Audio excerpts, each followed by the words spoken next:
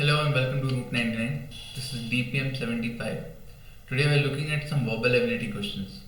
Here I have a parasymbol question first, where I need to arrange these four sentences in order that would yield me a coherent paragraph, a meaningful paragraph. The first sentence I have here is, within a century, the settlers had cut down 97% of the original forest to serve as a building material for houses and to make way for grazing pastures. Okay, so this talks about some place where there has been a rampant deforestation. 97% of its trees were cut down either for being used as construction material or for making way for their livestock to graze. Consider the least forested in Europe. Forests in Iceland are so rare or their trees so young that that people often joke that those lost in the woods only need to stand up to find their way.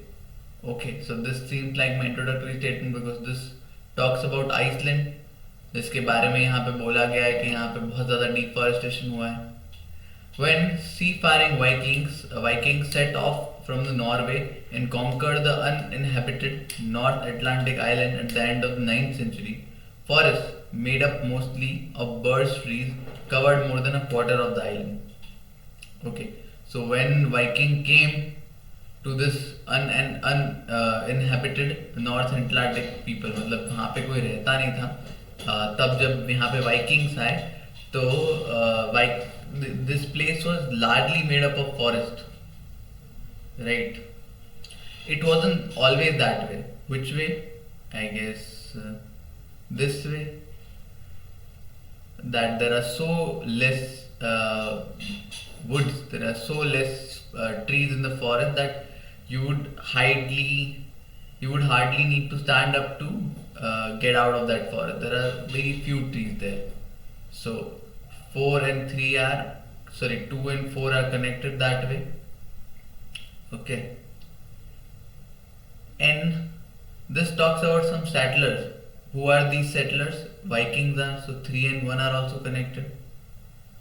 So 3 and 1 are connected and 2 and 4 are connected. Now I have to choose whether 2 is my introductory statement or 3 is. I guess 2 is, because this starts the discussion about Iceland. So 2, 4, 3, 1. This is my correct order. Abstract thinking is a cognitive process that allows us to think beyond observational information and deal with concepts, ideas, theories, and principles. So there is this concept of abstract thinking, which is a cognitive process which allows us to think beyond observable information, the visible information, and helps us deal with concept, ideas, theories, and principles. By thinking outside of our existing knowledge, we can come up with solutions that aren't immediately obvious, right? When we think in an abstract manner, we think outside our existing knowledge, and we can come up with solutions that aren't immediately obvious. This type of thinking is essential for problem solving, decision making, and critical thinking. And this abstract thinking is very essential for problem solving, decision making, and critical thinking. Abstract thinking enables us to generate new ideas, connect unrelated concepts, and look at the bigger picture. This abstract thinking helps us to connect unrelated concepts. It helps us see the bigger picture. It also involves contemplating sentiments such as love, freedom, compassion. Okay, it also helps us in thinking deeper about sentiments, emotions, love, freedom, and compassion. Abstract thinking is also crucial to creativity, innovation, and advanced problem solving. It also allows us to think beyond the surface level of problem and come up with unique solutions.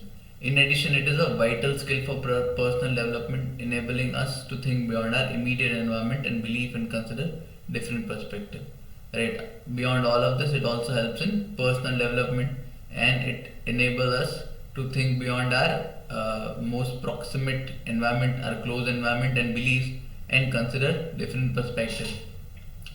Abstract thinking is crucial for innovation and creativity.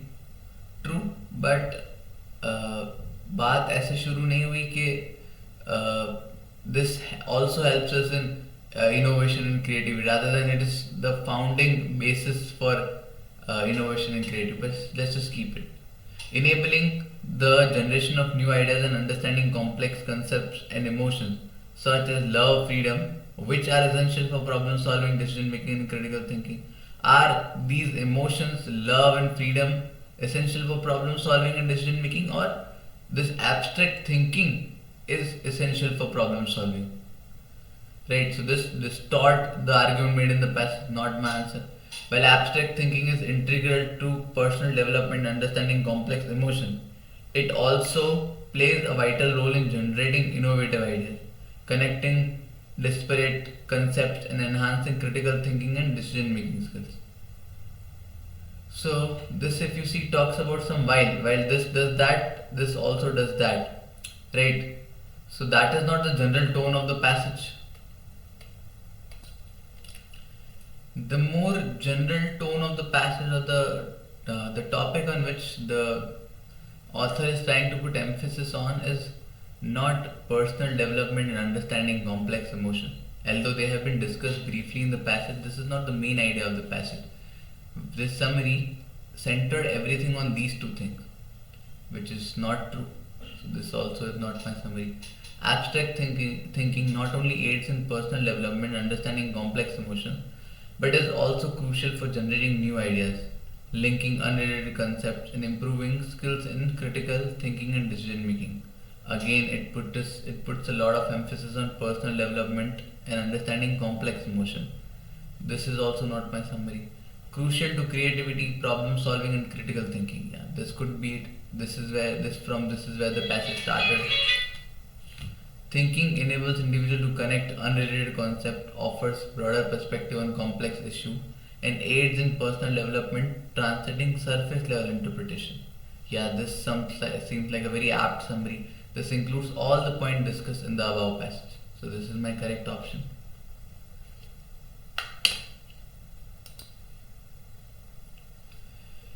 Cricket, once popular in America, parasymbol question, faced decline as baseball rose to prominence. Due in part to baseball's short game duration, simpler rules, and lack of need for dedicated fields. Okay, so cricket, which was once very popular in India, is losing popularity because owing to the rise in the prominence of baseball as a game, due to various advantages of baseball: shorter game duration, simpler rules, and lack of need for dedicated fields. Despite these changes, cricket managed to retain a notable following in urban areas like Philadelphia into the early 20th century. So despite these changes, so we're looking for some changes which we can attach with this sentence. This shift saw many top cricket players and their followers transitioning to baseball. The rise of American nationality and advancement in communication and transportation played a significant role as baseball promoters formed the National Association of Professional Baseball Players, attracting many athletes and fans. Okay, so these seems like the challenges, these changes. So 2 and 4 are connected in that way. So 4 and 2, and this seems like my introductory statement with which the discussion start, and this is the shift being talked about. So 1 and 3 are connected in this way, and once initiate the conversation about the diminishing popularity of cricket. So this is my introductory statement. 1 and 3 are connected in this way, and 1 is my introductory statement. So 1 has to come first, then 3, then 4, and then 2. So this is my order.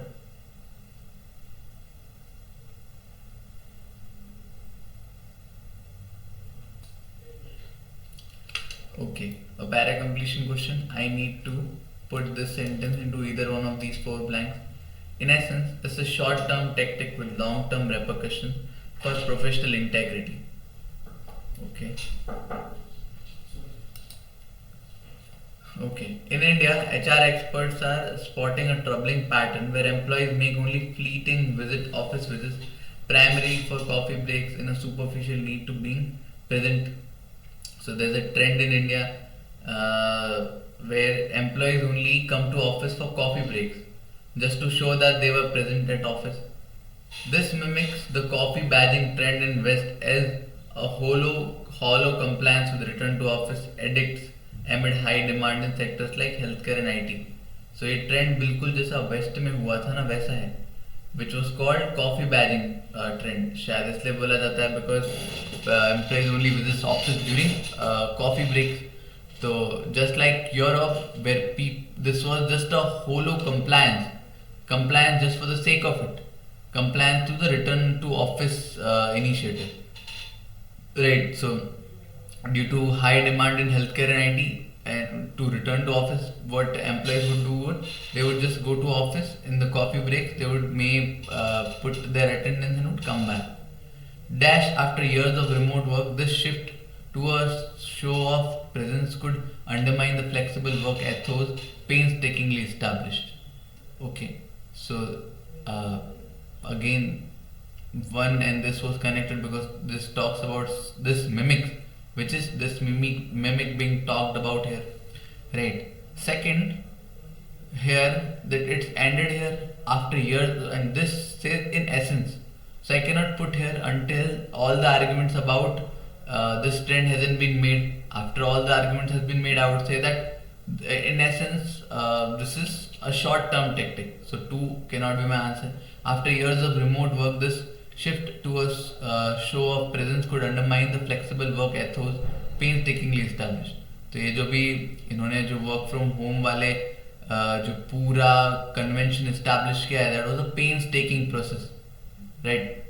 For junior staff, this trend is double-edged sword. Being seen may feel crucial for career advancement, yet it might foster an image of valuing appearance over substance. So for people who have just joined the corporate, who are freshers, this trend could be a double-edged sword. It could benefit them, and it could at the same time it could just harm them. Right? Dash such behavior risk damaging the trust in remote and hybrid models, making companies question the sincerity and productivity of their workforce. It's a complex issue. While office socialization is important, when it becomes a charade, the authenticity of workplace culture is at stake. So all the negative points mentioned, now we can put this statement that in essence it's a short-term tactic with long-term repercussions for professional integrity. So 4th is my correct option. Sound is created by the vibration of air particles and moves as wave incredibly fast. Okay, sound is created by vibration of air particles and moves as a wave incredibly fast. The speed of sound is 343 meters per second. So how is sound created? Sound is vibration of air particles which moves incredibly fast. The movement of the air particles begins at the source of the sound. For example, the vibration of singer's vocal cord. This air particle जिससे sound produce होता है, they begin at the source of the sound, जहाँ से sound आ रहा है. जैसे कि एक सिंगर के गले से जो आवाज आता है उसका वाइब्रेशन कहाँ पे शुरू होता है? उसके वोकल कॉर्ड में. The air blown through a musical instrument or the vibration of a speaker. When the acoustic wave reaches a person's eardrum, the vibration are converted into electric signals. तो कैसे होता है? यहाँ पे there is some vibration. This vibration travels through air. When it reaches a person's eardrum, it is converted into electric signals.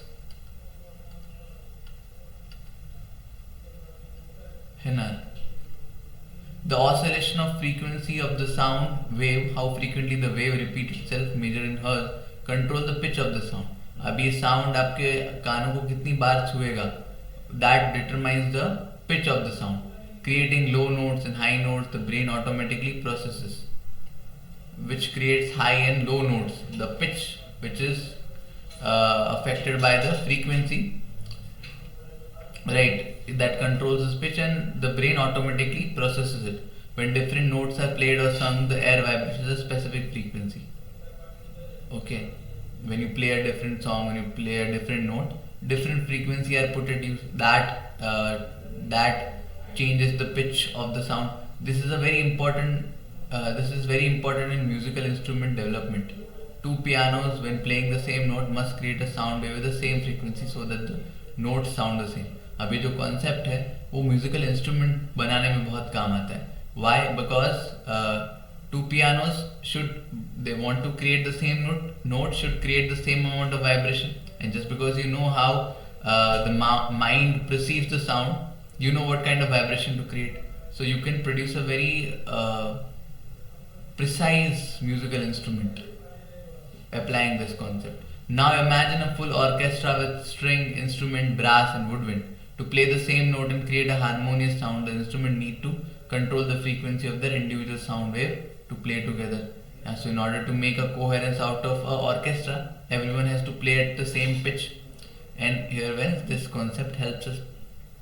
Sound is engendered by kinetic dance of air particles, and its pitch is governed by the frequency which musical instrument manipulate. Does musical instrument manipulate it to generate precise notes? No. Sound originates from vibration, travels as waves, and is interpreted by brain, with the wave frequency determining the pitch of the harmonious music. Could be it. Includes all the point that sound is created by vibration, it travels through waves, is interpreted by our brain, and frequency determines the pitch. Sound transmitting at a formidable velocity. Formidable velocity would be an extreme and a negative word to use here. So this is not my summary. Sound emanates from the vibration of entities, okay, such as vocal cords or instrument, which set air particles in motion, with the sound's pitch being function of wave's frequency. Yes, it also seems like a very apt summary. What's the problem with this?